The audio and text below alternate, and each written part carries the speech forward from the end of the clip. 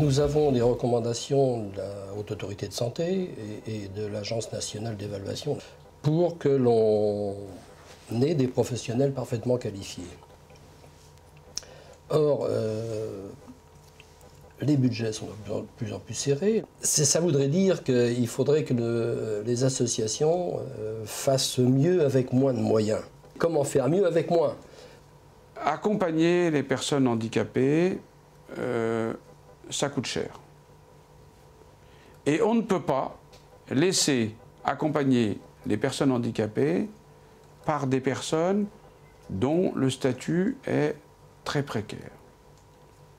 Donc, là, il y a un engagement, je dirais, sociétal, qui consiste à dire, pour cette cause-là, parce qu'il en va de notre vivre ensemble, parce que c'est un enjeu de civilisation, il faut absolument créer de la sécurité dans les statuts, des filières professionnelles, diplômantes, qui sont donc consensuellement établies entre les autorités et le tissu associatif.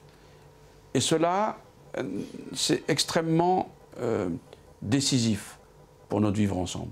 Aujourd'hui, l'aspiration des personnes handicapées, l'aspiration de leurs familles, l'aspiration des associations qui les défendent, eh bien, c'est de pouvoir bénéficier d'accompagnants professionnalisés, évalués, et qui ont des statuts qui ne sont pas précaires. Alors là, il y a beaucoup de travail, hein. Il faut faire mieux converger un certain nombre de politiques. Il faut développer, ça passe par exemple le développement ce qu'on appelle les disability studies, les recherches sur le handicap dans les universités. Il faut développer dans les formations d'infirmiers, dans les formations de médecins, dans toutes les formations des spécialités liées au handicap, mais ce sera un combat de longue haleine, hein. Alors, vous venez dans votre dernière phrase d'anticiper la question suivante, qui est celle des diplômes d'État. Alors là, qui pour le coup, dont la réforme ne coûte pas d'argent, a priori, n'a pas un coût exorbitant. Aujourd'hui, les diplômes d'État, que ce soit le diplôme d'infirmier ou le diplôme d'éducateur spécialisé, sont très marqués par les époques auxquelles les modules de formation ont été imaginés. Par exemple, pour le diplôme d'éducateur spécialisé, savez-vous combien de fois le mot handicap est utilisé dans le référentiel métier du diplôme d'éducateur spécialisé, qui est un référentiel qui fait 70 pages. Oh. Le mot handicap est utilisé une fois. Oui, c'est bien. Beau score. Et encore au détour d'une phrase. Ce qui veut dire concrètement que nos diplômes initiaux n'ont pas suivi l'évolution des pratiques professionnelles. Ce sont les politiques associatives, les projets associatifs qui ont permis ces évolutions des pratiques professionnelles et qui sont à l'origine de ce constat. Donc des métiers de l'accompagnement qui ont fait la démonstration de leur valeur ajoutée. Et on sait qu'en la matière, il y a un très grand conservatisme des administrations et des acteurs et qu'il faut une volonté politique forte pour faire évoluer ces diplômes et en tout cas leur contenu. Est-ce que cette volonté-là, vous l'avez aujourd'hui? Assurément.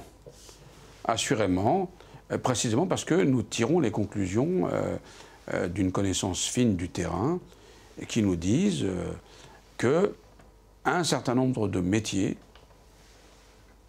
efficients qui améliorent la qualité de la vie des personnes handicapées et donc leur capacité à contribuer positivement, j'y insiste, au développement de notre pays, ce à quoi elles aspirent. Elles aspirent à être traitées non pas en fonction de leurs déficiences, mais en fonction de leurs efficiences. Et ceux qui permettent aux personnes handicapées de capitaliser sur leurs efficiences, ce sont ces professionnels. Et ces personnels, là encore, doivent être confortés. Ils doivent être sécurisés. Et leurs compétences doivent être reconnues. Ça n'est pas une question d'argent, vous l'avez bien dit. C'est une question d'adaptation d'un certain nombre de diplômes à la réalité de la vie d'aujourd'hui. Et la volonté politique de faire évoluer cette situation, nous l'avons et nous en donnerons des signes, évidemment toujours contractuellement et en partenariat avec les acteurs de terrain, aussi rapidement qu'il sera possible. Merci. Oui, j'entends bien que vous dites que ce n'est pas une question d'argent, mais les gestionnaires que nous sommes, on se trouve confrontés quand même à des difficultés actuellement. Depuis quelques années, la masse salariale qui est octroyée à l'ensemble du secteur ne couvre pas l'inflation. Bon. Comment rendre le secteur attractif quand on a des moyens qui sont limités?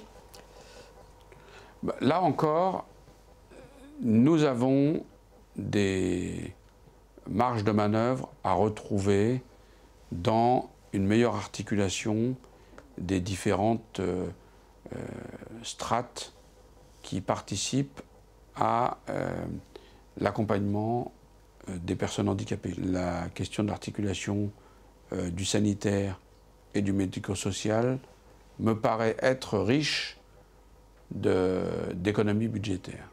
Il va de soi que dans cette période, chacun devra et doit encore faire des efforts dans le cadre que je viens de vous décrire, c'est-à-dire un cadre d'optimisation de nos facultés à nous tous.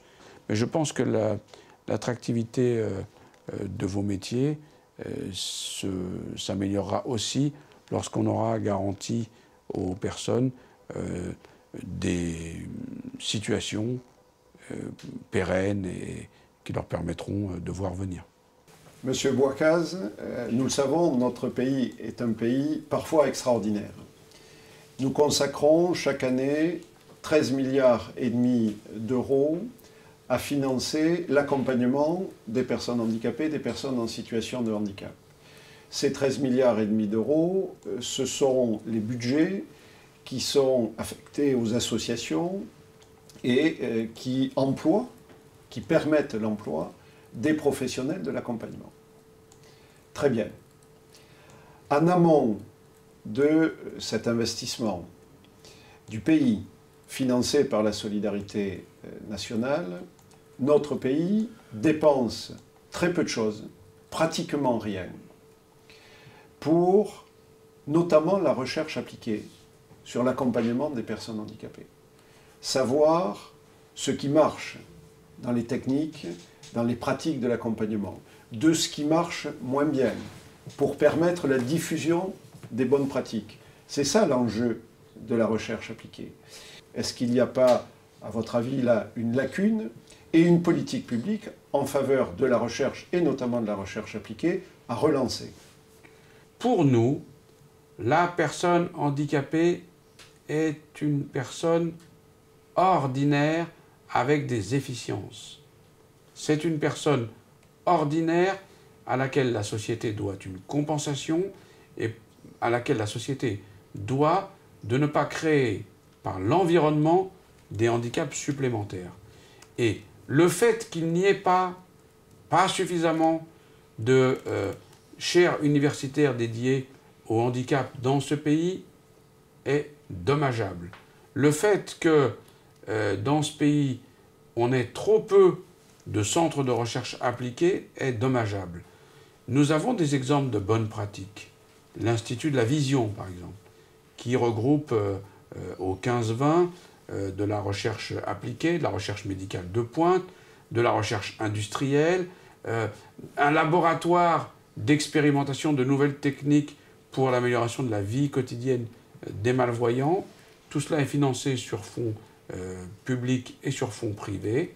Il me semble que c'est un exemple qui pourrait être imité avec profit.